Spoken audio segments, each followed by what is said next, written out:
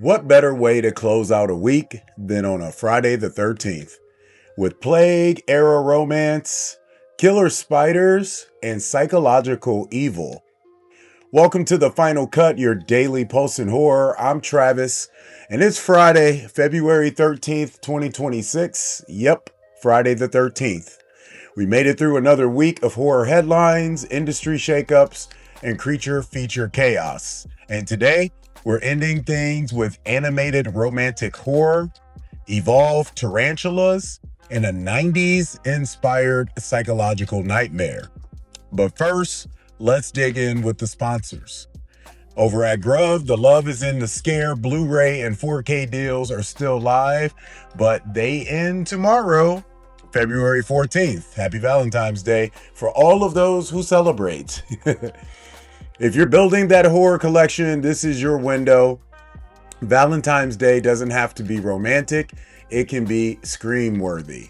And don't forget, Five Nights at Freddy's 2 is available for pre-order. That drops next week, February 17th. The limited edition 4K steelbook of Black Phone 2 is available now. For our PC gamer heads over at Fanatical, final hours are left for the Build Your Own Resident Evil bundle. Everything is ending now, fam. You better get over there. Resident Evil Requiem is available for pre-order, 18% off. Neo 3 is live right now with a 12% discount. And as always, if you haven't already, sign up for that newsletter so you never miss a bundle drop. Now let's get into today's top stories. First up, Tarantulas, Microfilm, and G Kids are teaming up for an animated romantic horror film called Pesta. And this isn't cute animation. This is Plague Era Norway, 1349, the Black Death, fear, superstition, witchcraft accusations. The story follows Astrid, a noble girl who falls in love with a musician deemed unholy during the height of plague paranoia. As hysteria rises and accusations fly, she begins questioning everything she's been taught. Director Han Barak says the goal is to create a story that feels medieval, but emotionally contemporary for young adult audiences. And what's fascinating here?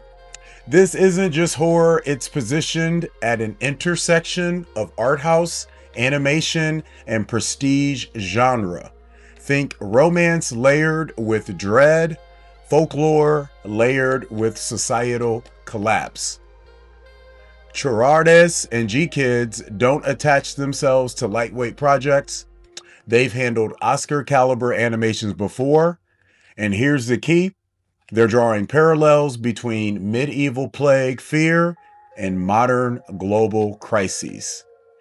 My question for you guys, are animated horror films becoming the next serious prestige lane for the genre? Let us know your answers in the comments ahead. Next up, Arachnophobia is back. A new horror thriller titled Tarantulas has wrapped production in Australia and is heading to EFM. The premise? A research expedition in the outback encounters an evolved species of deadly spiders. That's it. That's the nightmare, and honestly, it's enough. This follows the recent spider resurgence with films like Infested, clearly, and also Sting. Clearly, the industry knows something very simple. People do not mess with spiders, never have, never will. Rhys Darby leads the cast, and early positioning suggests a creature feature that leans into survival horror. Here's the interesting part, which is always weird because I always feel like creature features are survival horror. Unless even Godzilla, you have to survive. But here's the interesting part. We're seeing a rise in single concept survival horror again. Tight location, one evolved species, contained threat, kind of like what you saw with Primate. After years of elevated psychological horror dominating headlines, creature horror is pushing back. People don't want to think no more, man. They just want to be entertained and scared.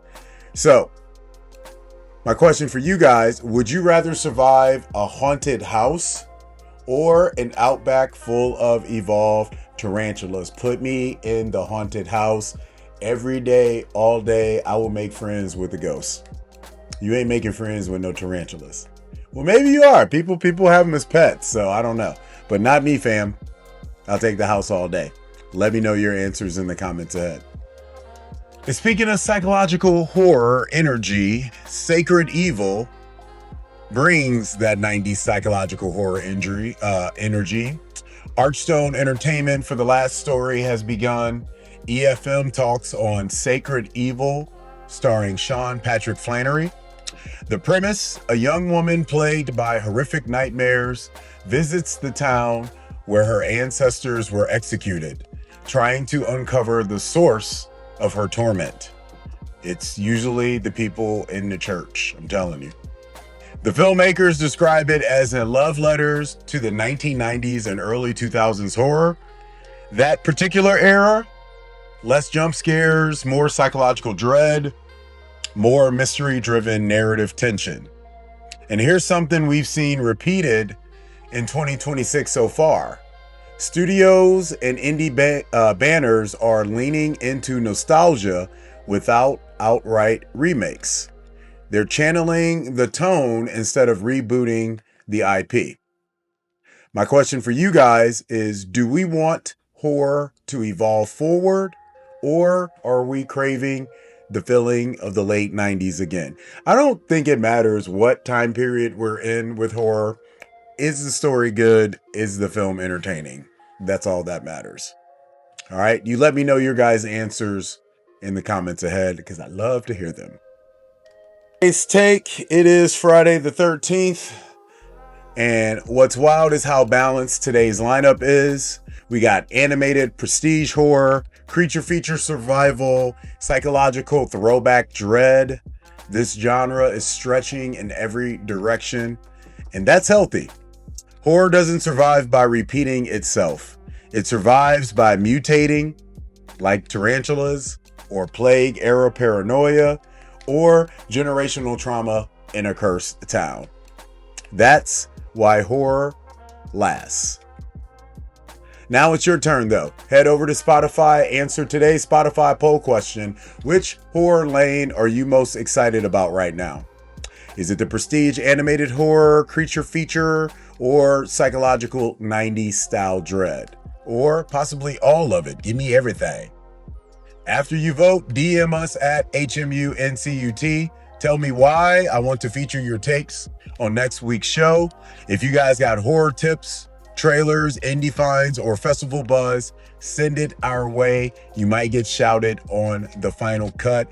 Take your ass over to the Patreon page. Get signed up for one of them tiers, folks. Let's go. $3 tier. You get exclusive articles, early reviews, interviews. $5 tier, you get all that, plus digital download giveaways and merch discounts when available. And then that $10 tier, you get all of that stuff. Plus we do the Discord watch parties, live Q&A with your boy right from festivals. Come on now, sign up.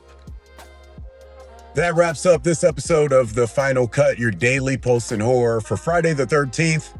We'll be back next week with more horror news, more chaos, and more reasons to keep watching in the dark. Don't forget, if you have a Regal Cinema in your neighborhood or surrounding area, they are showing Friday the 13th movies tonight. Big shout out to my own, the neighborhood theater, Arcaden, which is showing Freddy vs. Jason. I will be there. I've never actually watched that film with the crowd. I know it's weird, but looking forward to it. And looking forward to seeing you guys next week with more headlines, more news, more updates. Until then, you guys know the drill. Keep the lights on.